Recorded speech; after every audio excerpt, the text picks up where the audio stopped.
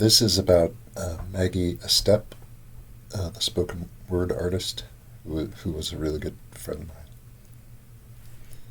On hearing that Maggie died, American Pie was playing in the background at the coffee shop where I stood weeping like an idiot. Maggie would have thought that was too funny to be true. She once had a band called I Love Everybody, but she knew that decency and kindness was about as good as it could get for any of us on any given tragic day. And then two teenage girls came in from the local Catholic school, hoping to sell a yearbook ad, and I wondered if either of them would shoot horse tranquilizers into her skin just to feel okay in this world, then survive to live without drugs, with her sense of humor and tact, writing hysterically honest poems, appointing herself as the wise and funny older sister to the East Village and beyond, as if there was any other way to grace, one for which we didn't have to pay in the end.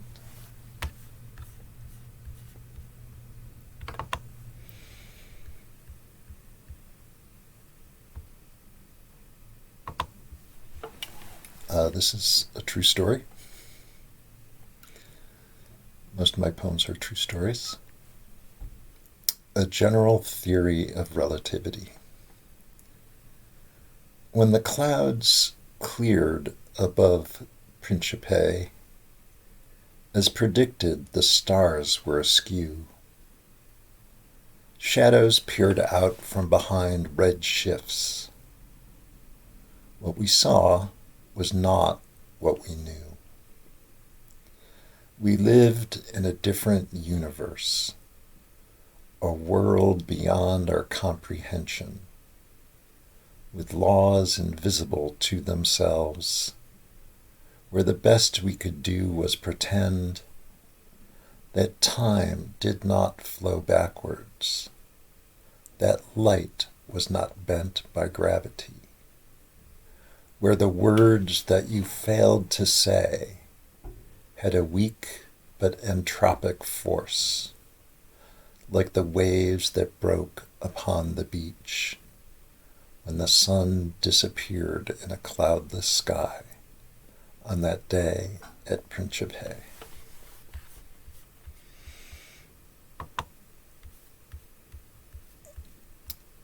Another true story.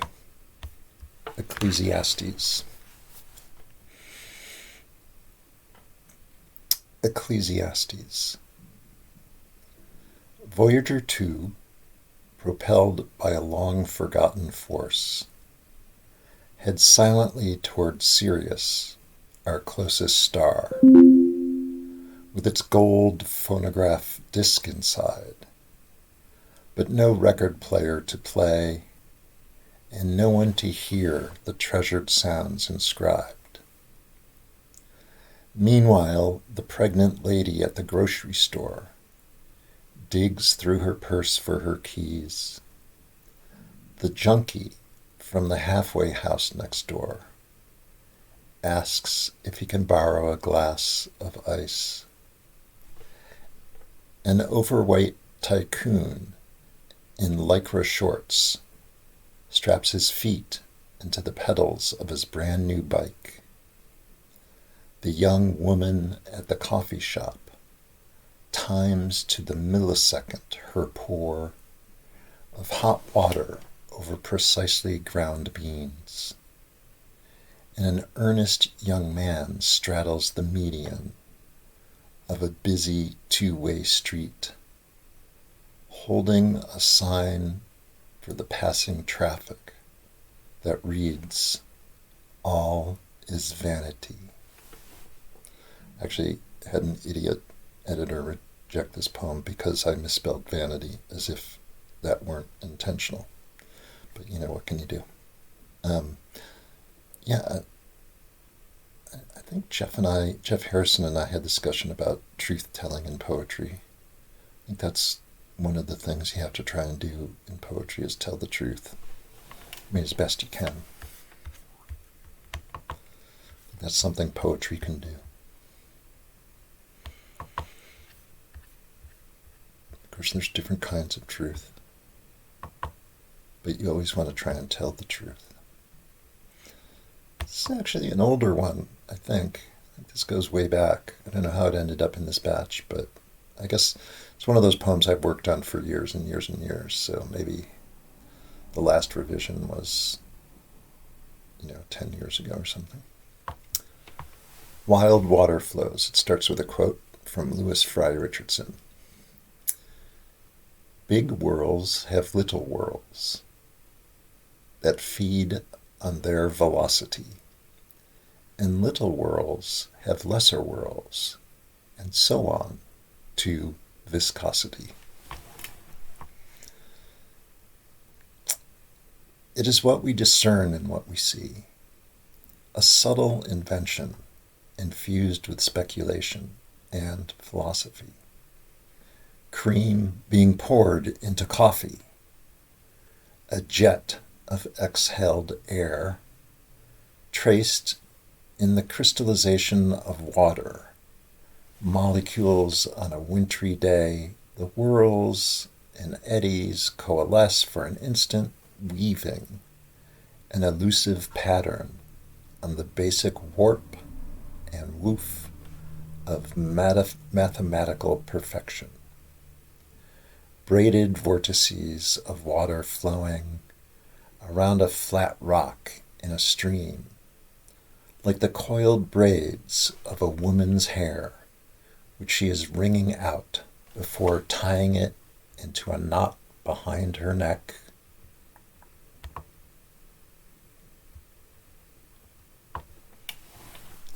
The equations can't be solved. Her hesitation can't be resolved.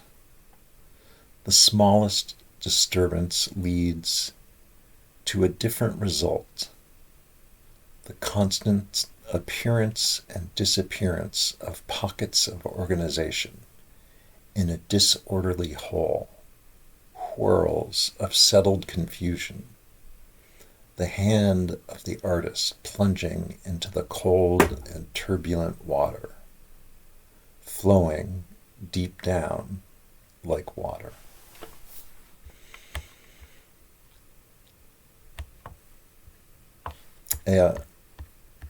One of the things that poem attempts to do is what's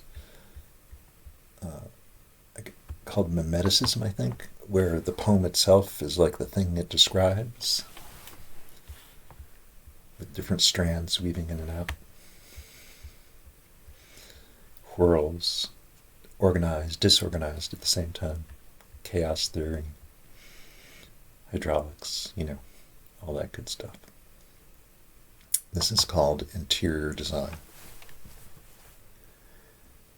Standing near an historiated capitol in the crypt of the Cathedral of Saint-Denis, a young girl sings, just off-key, a popular song of the day, which must at the same time be playing on the earbuds of her handheld device. I'm just a girl and I'm on fire. Her voice is low in the official silence, as indistinct and uncertain as a premonition. There, in the late medieval martyrium, the flare of the whispered lyric melting meekly into the corners of the vault, and the shadow of the melody warming into a tentative, sentimental glow, as if in the feeble echo of a young girl's voice, in the close and sacral chamber, there is something that is worth it to know.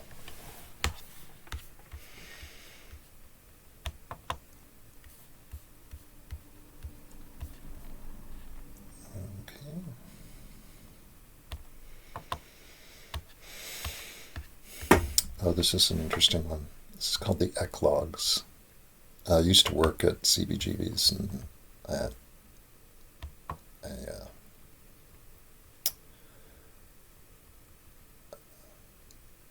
I was working security one night in the back door, and me and my partner saw something in the dumpster, and it turned out to be a dead body. So this is about that. And I was also studying ancient Greek and Latin at Columbia at the time. The eclogues. I was reading the eclogues of Virgil while sitting on a broken toilet seat in the graffiti-smeared bathroom of CBGB's, not 20 feet downstairs from the back door, which opened onto a dumpster where once I discovered the dead body of a naked teenage girl. She was one of the indistinguishable runaways from some who knows where hick town, who used to haunt the club begging change. At first I thought she was a mannequin, or an incredibly lifelike sex doll someone had thrown over the razor-topped fence, her eyes frozen open, her legs splayed, her skin unspoiled. She was blonde, like a famous rock singer, and her hair had been cut in the same way, straight bangs across her eyebrows. People used to say that prostitutes gave blowjobs in the stall where I was reading, servicing Johns to pay for heroin habits, a spot no more sordid than the average cubicle where Roman prostitutes would ply their trade, a city so filthy and teeming with vice that Virgil, like his Hellenistic predecessors, composed bucolic poetry as an idealized antidote to the daily degradations of urban life, where apartment dwellers would routinely empty pots of shit on the heads of pedestrians 5 stories below. The girl I found didn't have any obvious track marks, and the police wouldn't say how she died.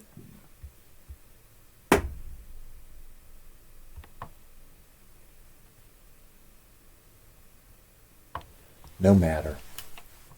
It was her idyllic fantasies that killed her, thinking she could escape to a place better than where she was, just as I might think that reading Latin poetry would transport me from my surroundings. The ambulance turned its searchlight off as it ferried her away to the morgue. She would never find whatever it was she was looking for in the broken glass and garbage-filled lot behind the club. Instead, her uncomprehending parents would have to drive to New York to claim her and make arrangements to have what was left of her shipped home, all to pour her ashes into a polluted and feeble stream where once had been her favorite chestnut tree, but where now not much green would grow, as anyone who actually grew up on a farm would know. When the life goes out of a person or a place, it goes out all the way, and shadows grow to twice their length as the sun sets on the day. And when the nearby hills throw their darkest shade on the spot where she used to play, under such martyred beauty her remains would surely melt the ember of her own flame and vanish like a stone into the uncut grass. It's a lot about a lot of things, obviously. You know,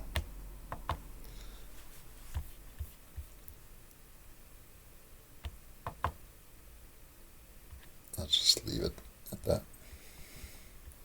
It's a slightly more cheerful one. I think I'll do this and then one more. I'm not aiming for cheerfulness. That's not my goal in poetry. This is called Superman.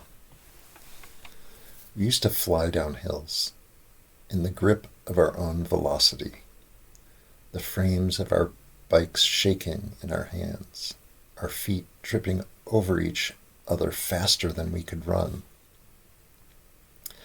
There was no harm in falling. It was part of the fun. Our parents weren't around to scold us, and when they were, they didn't care. There was, after all, revolution in the air. The grown-ups mixed cocktails, played bridge, were late getting home from work.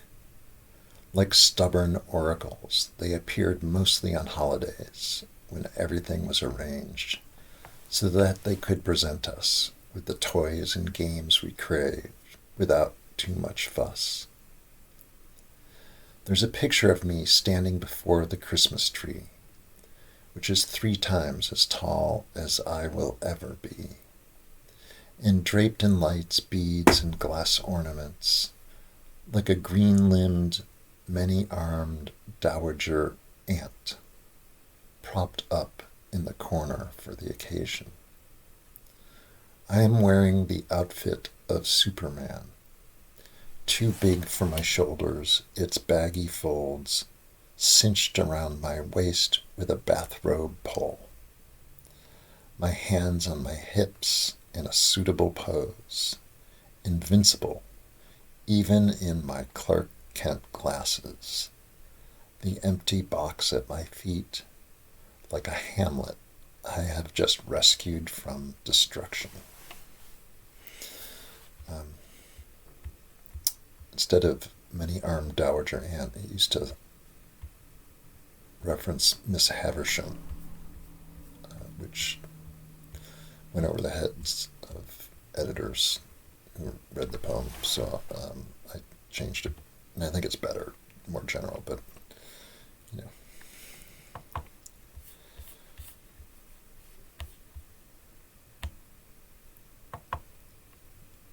Okay, this will be the last one of this bunch, I think. Close enough. I love this poem.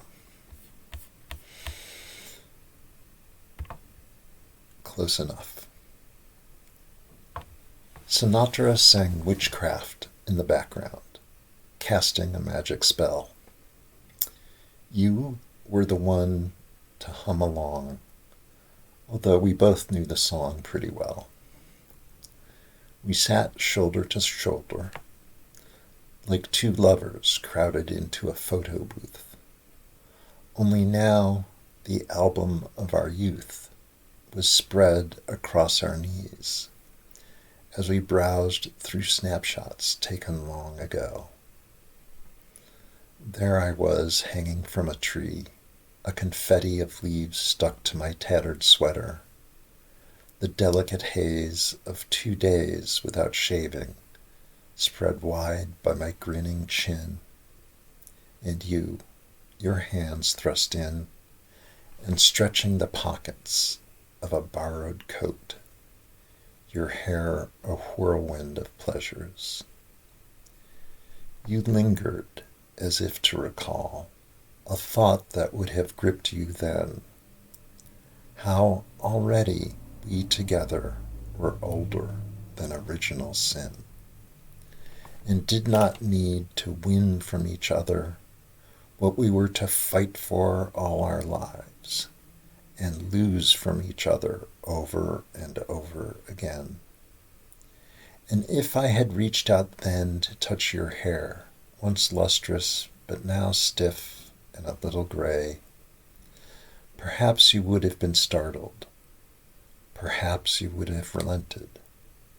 But better to let pass this moment between us, a moment close enough to sex, Let the dark catastrophe of our constant longing remain an unspoken trust, and not ruin a lifelong intimacy with the stale breath of a scavenger lust. Yeah, chew on that one. That's it for this group.